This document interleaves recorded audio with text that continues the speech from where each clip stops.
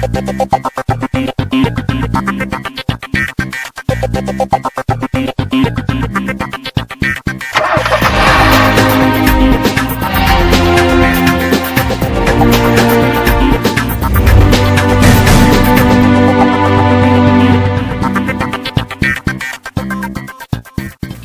are back with our Safer Cars for India agenda once again on CNB. It's a brand new episode and we've got some big news coming your way. I am Siddhartha Nayak Patankar. We'll get started straight away with Global NCAP's India crash tests. Yes, now more crash tests have been conducted and I'm jumping straight into that big news. There is good news and bad news, and you may be surprised in both cases, or maybe not.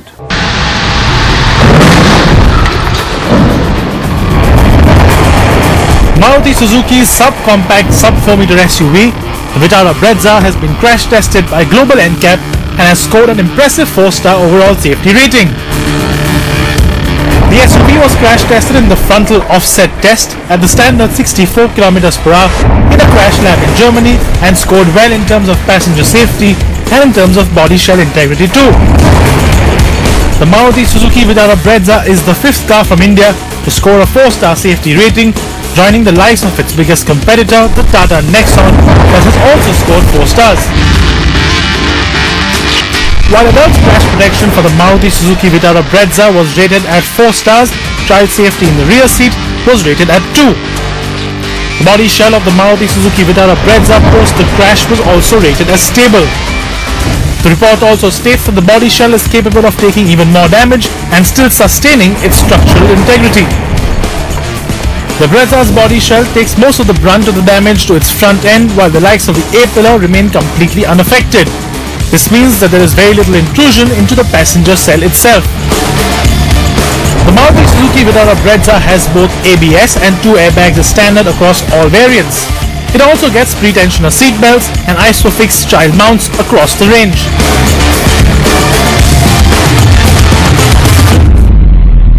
Well, we're extremely impressed, really delighted with the performance of the Brezza. It's a big step forward for Maruti Suzuki. It's a very good 4-star car. It's been engineered here in India, which is even more impressive. It's really a homegrown Maruti Suzuki. It shows what the company is capable of, and it makes me very confident that we're this close to the first 5-star car in India. Global NCAP also states that the head protection for both driver and passenger is good. The passenger also gets good chest and knee ratings. The driver, on the other hand, gets marginal chest and knee ratings. At the rear, the ISOFIX system for child seats worked very well for the larger test dummies simulating a 3-year-old child, but not so well for one that simulated an 18-month child.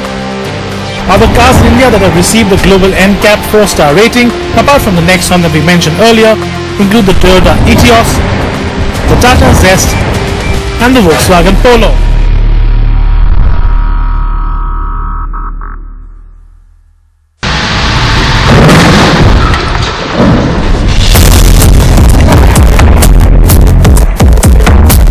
The Renault Lodgy has been tested by the Global NCAP as a part of the Safer Cars for India campaign and has scored a very poor 0-star rating.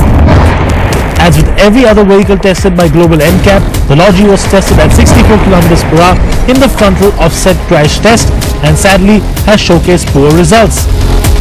The Lodgy MPV that was tested did not have airbags as standard, nor did it have child safety systems like ISOFIX.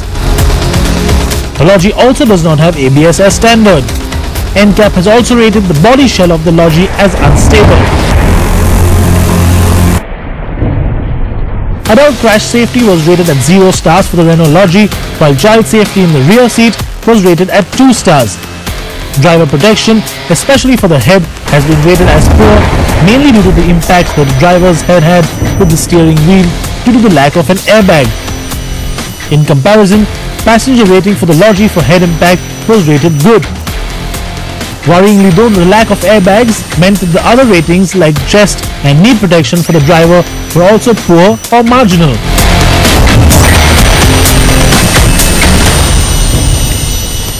Well, the Renault Lodgy is disappointing. I can't conceal that. Back 20 years ago, Renault got a very good reputation under the leadership of Mr. Schweitzer, who was then the CEO, became the first manufacturer to get a whole string of 5-star cars in Euro NCAP.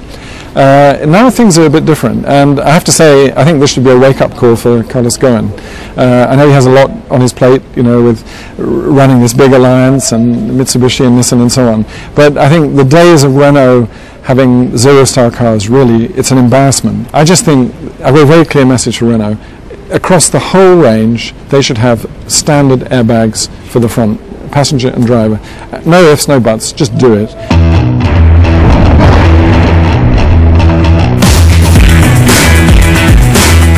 Considering the fact that Renault in the past have scored a 0-star rating with the Quid, which was then improved marginally to a 1-star rating by adding a driver's side airbag, the Lodgy certainly should have fared considerably better. Similarly, the Renault Duster also had scored a 0-star rating without airbags, a score which was then improved drastically to 3 stars with driver and passenger airbags added. Other 0-star cars in the past include the likes of the Tata Nano, the now defunct Chevrolet Enjoy, Hyundai Eon, Maruti Suzuki Eco, Maruti Suzuki Celerio, the Hyundai i10, the Datsun Go, the Maruti Suzuki Swift in its last generation, and the Maruti Suzuki Alto. Now that news on the crash test results came from Global NCAP, coinciding with its first ever World Congress here in India, which means all the NCAPs from around the world get together to try and discuss what's important to their agenda in the coming year. Cyrus was there to bring you this and a very special demonstration that also happened on the sidelines of that event.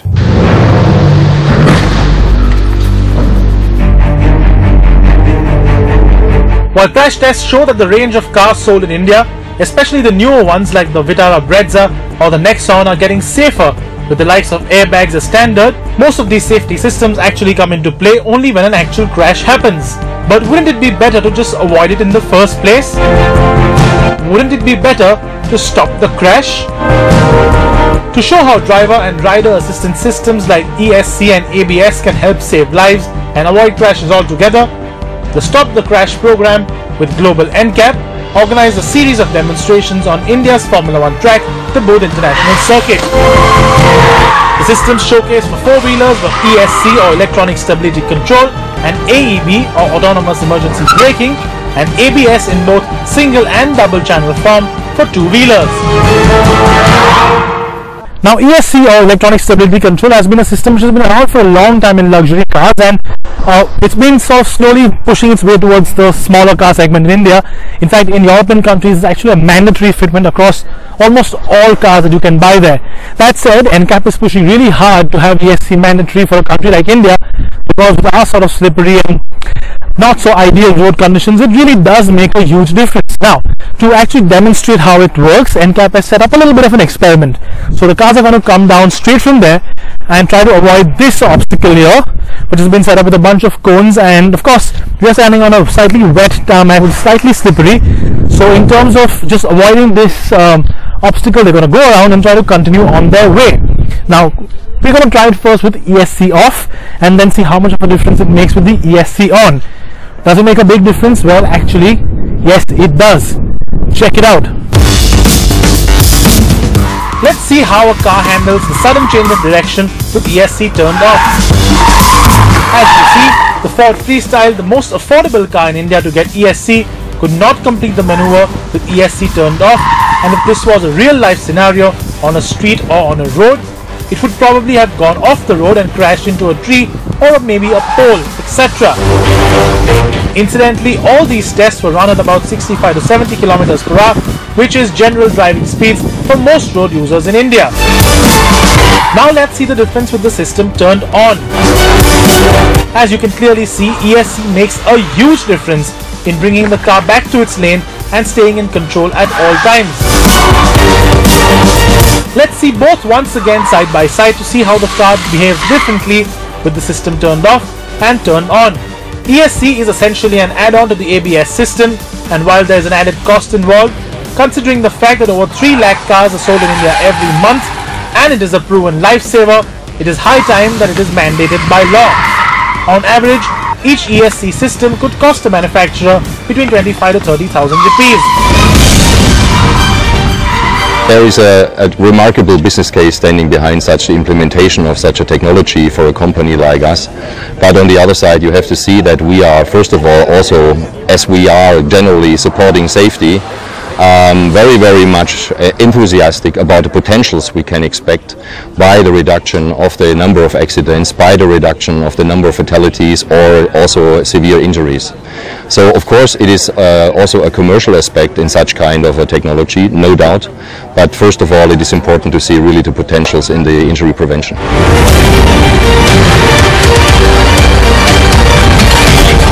Now, contrary to popular belief, most accidents actually happen when you're at crawling speeds, city speeds, up to maybe 30 kilometers an hour. And while those might not be fatal, they do of course have a big effect on pedestrians that you might knock into, and of course your car, which is why systems like autonomous emergency braking come into play. And a lot of times, like this Volvo XC40 that we are in, have these systems as standard now in India. NCAP is also working very strong towards making these mandatory across platforms, across model ranges, starting from really cheap cars to of course the more expensive stuff. And considering the fact that more and more manufacturers are moving towards autonomous cars, systems like these, which are basic autonomous level systems, might become the norm in India soon.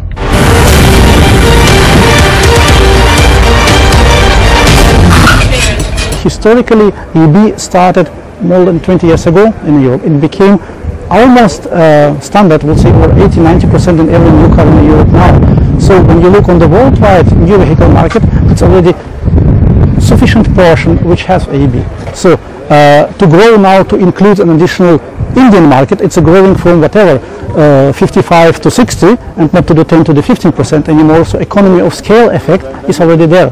So that India can benefit. That's almost all manufacturers worldwide have adopted this technology, know how to do it serially in big volumes, and that's why this step should be absolutely affordable, because it's so helpful technology, so beneficial for real world.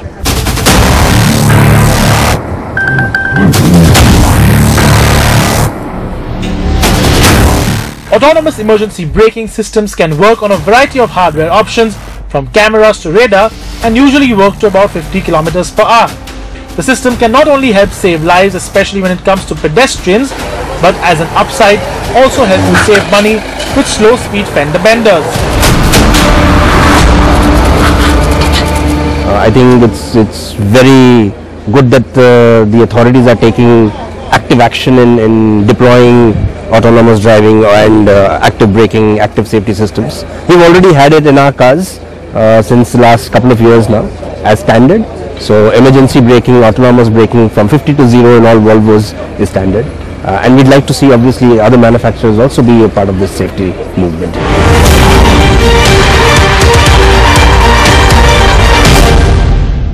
So now that we're done with four-wheeler safety systems, let's move on to two wheels, because sadly the number of people who do die on two wheels is just far greater in India than the number of people who have an accident or a fatality on while being a passenger or while driving a car. Now you might be wondering what these rods are attached to both the TVS 310RR and of course the Hero 200R. They're actually a sort of fail-safe mechanism when doing these tests. Now what NCAP is doing here is showcasing how bike ABS or two-wheeler ABS works. Essentially, you're going to have people come and brake really hard on a multitude of road surfaces, so wet and dry, and showcase how braking distance changes and braking characteristics change between a bike without ABS and a bike with ABS. Now this of course is two-channel ABS, which is much better. In India we do have a norm now which has CBS, or combined braking system, and a single channel ABS compulsory in most two-wheelers. That said, the difference this makes is unbelievable with the ABS turned off and the ABS turned on. I'm not going to say much. Have a look at these visuals and you be the judge of which one's better.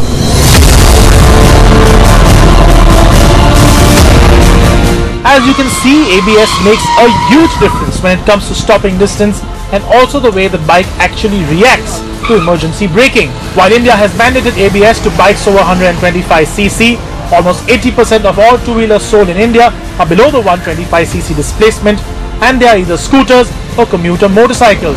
And in that category, the government has mandated only CBS or combined braking systems. while ABS actually stops the wheel from locking altogether. CBS, which has been around for a long time internationally, only applies both the front and rear brakes in tandem, which might still result in a lockup. ABS instead of CBS would make a huge difference in cutting down the number of two-wheeler accidents on the road.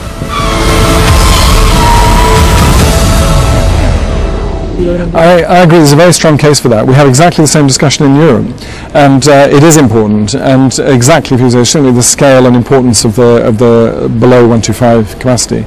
So, yeah, as you can hear, I'm very happy to congratulate the government on the initiative so far, but they could go a step further on that. With crash tests conducted by NCAP already shaking up the Indian automakers into providing safer cars for India, bringing about a culture of safety consciousness into Indian customers, the Stop the Crash initiative by Global NCAP now goes a step further to ensure cars and bikes are smart enough to avoid crashing in the first place.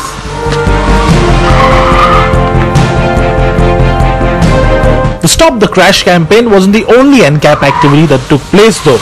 More importantly, India also played host to the prestigious NCAP Global Congress that saw NCAP representatives from all over the world and Safer Car Initiative representatives from all over the world gather at the Institute of Road Traffic Education in New Delhi for a two-day program. A think tank discussion of sorts was mainly focused on challenges moving forwards, especially in a developing country like ours, but also challenges faced in various NCAP organizations around the world. One of the biggest concerns moving forwards, of course, will be fleet vehicle safety. Considering the fact that ride-hailing or ride-sharing apps like Uber are popular in India and increasingly popular around the world too, car owners and fleet owners alike need to invest in safer cars both for themselves and for their passengers. A lot of new car sales generally get sold to big corporate fleets and government fleets, so they make up about 50% of new car sales. So if you think about the buying power that fleet managers have, they can actually go to manufacturers and say, I want 5-star vehicles with ESC, with AEB, with a lot of these technologies, and manufacturers will supply it. So fleet managers have this massive buying power that they can utilise for society's benefit as well as their company's benefit. Because companies often only use these new cars for about 3 years to 5 years, and then they flow on into the second-hand market. Another crucial point of discussion that really got opinions flowing was the much less talked about, especially in India, issue of child safety. While most people assume that holding their child in their hands is the safest way of transporting them in a car, in reality it is the exact opposite. Children must always be placed in a child seat or a booster seat that has been tethered properly. This is also when ISOFIX really comes into play as an add-on safety feature. People who are buying a car or travelling in a car should insist that their child who is in the car is as safe as they can be. So my way of thinking about this is that if you're a mother and you have a child, that you and that child need to be as safe as they can be when they're travelling. So if that's in a vehicle, that you get yourself a car seat to restrain that child, and that from mother to mother we can share the best practice to look after our children. Another example of promoting child safety, one that was used quite successfully, was to educate the grandmothers of the children about the importance of child seats and child safety in general. This method seemed to work especially well in some parts of Latin America. Of course, it's not just car makers who need to give this technology to push users to use it, but also governments who need to do their little bit to ensure these factors be made a part of policy and then of course enforce them.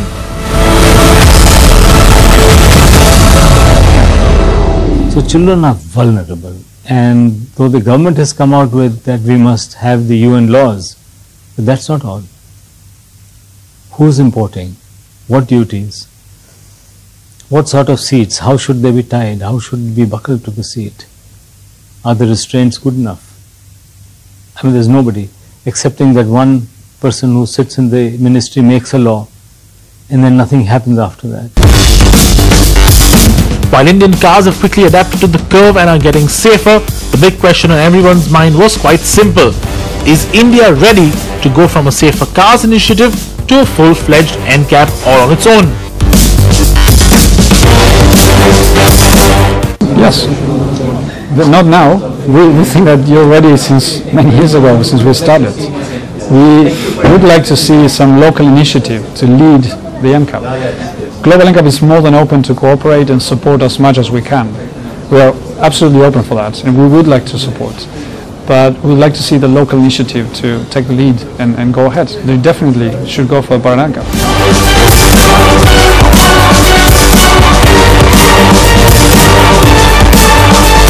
With the race to getting the first 5-star car rating in India in full steam from a range of automakers, it is great to see how NCAP and its programs have truly shaped both the attitude of the automaker in India and, more importantly, the psyche of the auto buyer in the country.